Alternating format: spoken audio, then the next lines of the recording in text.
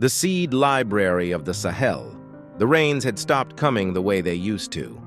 Fields cracked open under the sun like old clay pots, and crops that once fed families for generations withered into dust.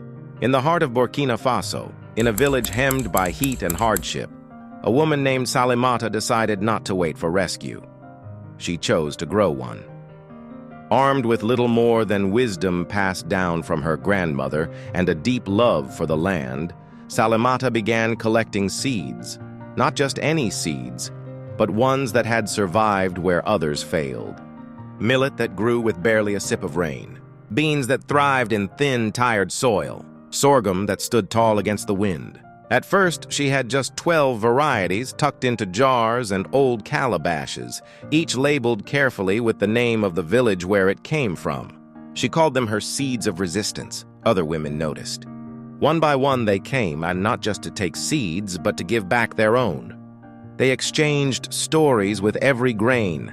This one came from my aunt in the north, or this one grew after the worst dry season of my life.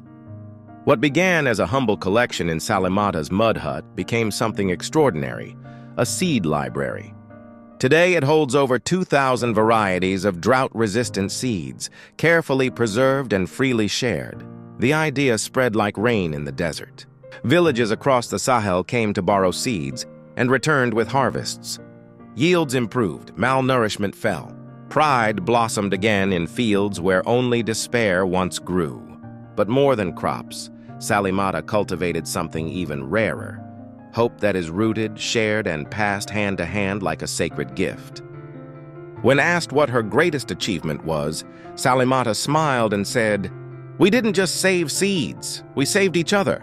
Now, under the Sahel sun, thousands of farmers, mostly women, walk into the future carrying tiny seeds that hold centuries of resilience and the unstoppable belief that even in the hardest soil, life finds a way.